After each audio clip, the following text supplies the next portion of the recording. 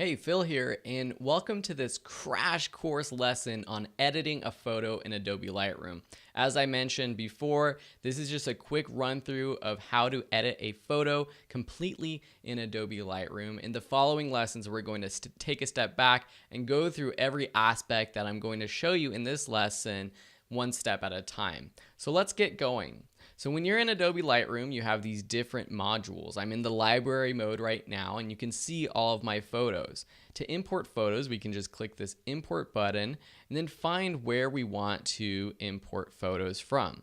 I'm going to import this photo right here, Geneva Statues. This is a park in Geneva that I visited a couple summers ago. And when I'm ready to edit, I can click this Develop tab, and this gives us all the options for editing. I can kind of open and close these different windows to give me more room to edit if I want. Over here on the right side, I have all of my editing options, and there's different tabs here that you can open and close to get different options for editing. The first thing I'm going to do is crop this photo. I'm going to click this button right here.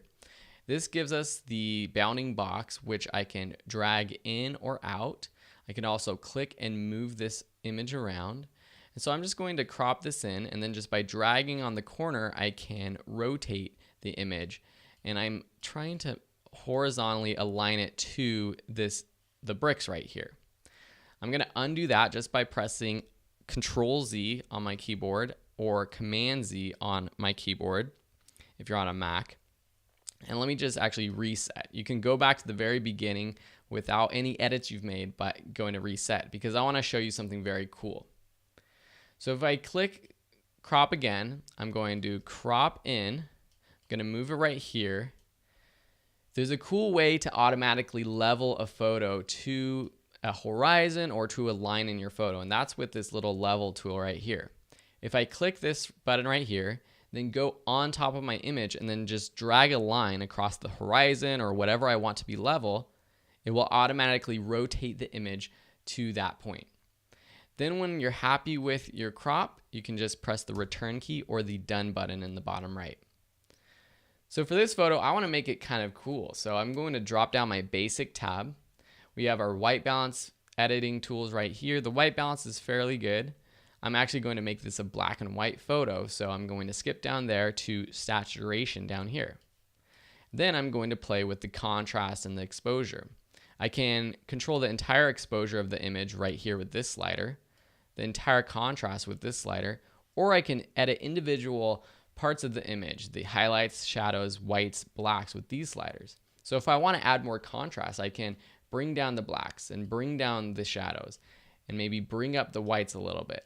I want to make this super contrasty, so I'm just going to make this a little bit extreme, but I think the way this photo is with the statues, it works well if it's super contrasty. I can even bring up this contrast slider a bit, maybe drop the exposure overall. I might go back to crop and just crop in just a little bit. So just to this top step right here. So we're in just a little bit more. Just return on my keyboard. Make sure we're not cutting off that guy's head. These next options are other ways that we can edit the exposure of different parts. This is the tone curve, and we're going to be going over this in the future lessons. Really, the rest of these I'm not too much interested in. The only thing I might be interested in right now is the effects tab, and this has vignetting. So if I want to add a vignette, I can add a vignette by dragging down this slider, and I might add just a little bit of a vignette, add some more feathering, and let the highlights come through a little bit more. So I think that's pretty darn cool, kind of scary actually. There's lots of these other tools we're going to be going over in the class, but this is pretty cool. If I want to compare this to the original image, I can click this button right here, which is the comparison before after, and then I can cycle through the before and after settings just by clicking through it. I think it's pretty cool. This is kind of an artsy pic. Maybe I would print and put up on the wall. Say I'm happy with it. Let's export it. If I go up here and go back to library, the quickest way to export is just by selecting that photo and clicking this export button. Or while I'm in the develop tab with my toolbar film strip down here, and have the photo selected, I can just go up to File, Export, or Command-Shift-E on a Mac, or Control-Shift-E on a PC.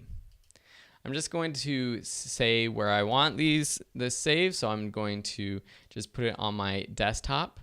Again, we're going to cover all of this later, so I'm just going to run through these. I'm going to call this Geneva Statues.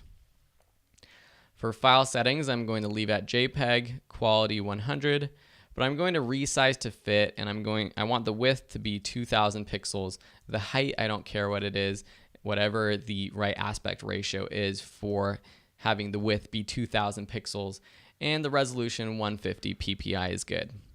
Watermark, I'm not going to want a watermark. We're going to learn all about that in this course. The rest of these I'm just going to leave as is. Going to click Export. It's going to export up here. And then if we go to our desktop and open Geneva Statues, we have this edited image. Super cool. I think I am going to print this out. I've always loved this photo. I love this statue. I love this park.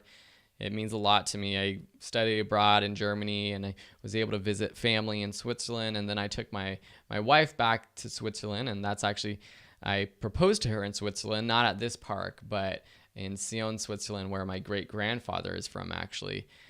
So yeah, Switzerland's a great place, and enough about that, enough about me. This is the first photo that I edited in this course for you guys. Hopefully you get a rough idea about how easy it actually is to edit in Adobe Lightroom.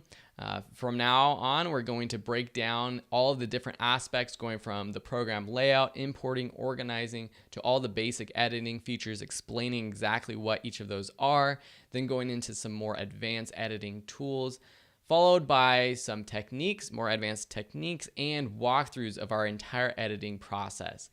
Thank you so much again for enjoying or enrolling in this class, and I hope you're enjoying this class so far, and we'll see you in another lesson. Bye.